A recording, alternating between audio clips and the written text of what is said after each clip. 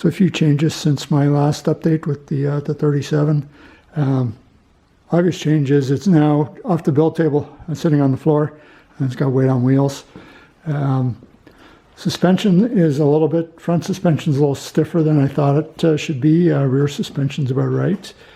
Now I slung it just off 2 points when I lifted it off the build table. I lifted it straight up, and I was able to determine where the center of mass was doing that along the wheelbase anyway. Looks like it's just over 60% rear, under 40% front weight bias, which I guess that's to be expected. Most of the mass is sitting here with the engine and transmission, but it's probably around the same as a 911 Porsche. Anyway, I had a little bit of a late start this season working on it. I didn't really get going until September, so I've been picking away at it for a few months. I'm just going to show a little bit of an update on some of the things that I've done. I don't have a whole lot more else to go onto the truck. You can see the box sitting here. That's a placeholder for the battery. Going to go back in there. I made some changes to the rear suspension. Wasn't happy with the lower ball joints, so I had a spherical rod end down there before, and I've changed that over to a large uniball. But while I was doing that, I noticed that the CV joints were pretty much fully extended, so I've narrowed the track width about 1 inch, and of course that's had a knock-on effect. So I got to make a bunch of other changes now to give extra clearance. Anyway, here's a few of the other things that I've done in recent months. Making progress in the interior. Made this drive shaft tunnel. It was a super tight fit between the drive shaft and the seat, so it took a while to get everything to fit. I've built in drive shaft loops. They meet NHRA standards here. It's a 1/4x2 plate welded in there. That's to protect the driver in case of, well, they're for U-joints. I don't have U-joints in the front drive shaft, but just in case. So then I built a secondary frame over top of that to mount the shifter. So that's the Audi R8 shifter, and that tunnel. So it'll house the shifter cables. Also the intercooler lines, the second line to go in here, and brake lines and probably wiring and brake adjuster and that sort of thing. I've got a pedal box here. It's a floor mount for the master cylinders. There's clutch front and rear brake, and it's got adjustable brake bias. I got a separate knob for that. I made it so that it slides. So the seats, you don't have to move the seats so much. You can move just the pedal box itself forward or back. It's got a fair bit of leg room in here. I pushed the front firewall up about six or 7 inches from where it was with the original truck, so it should be lots of room. Right now I'm just waiting on some extra stainless hoses so I can carry on with plumbing the brakes. So I've had some extra bracing to the main hoop on the roll cage.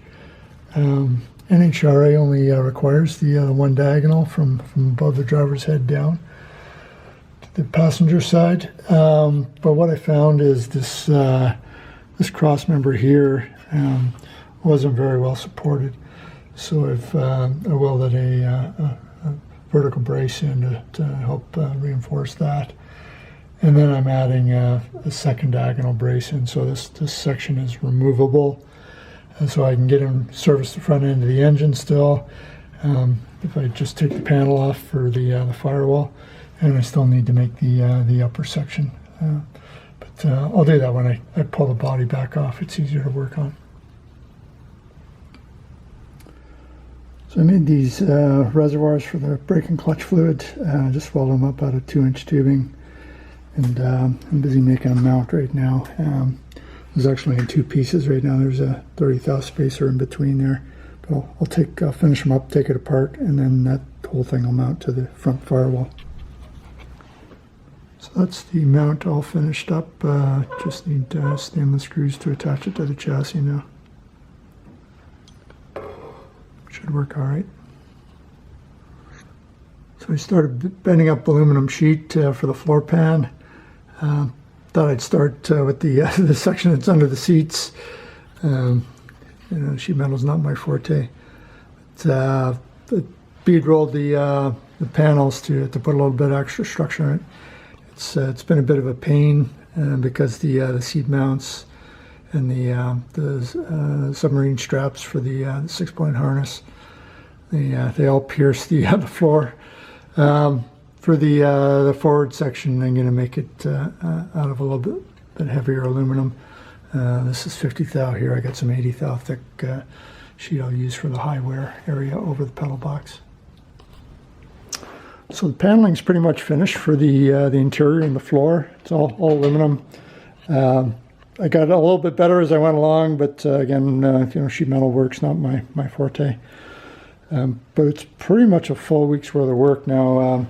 I got a small bead roller. Unfortunately, it doesn't have a very deep throat on it, so I was limited to where I could put relief into the panels.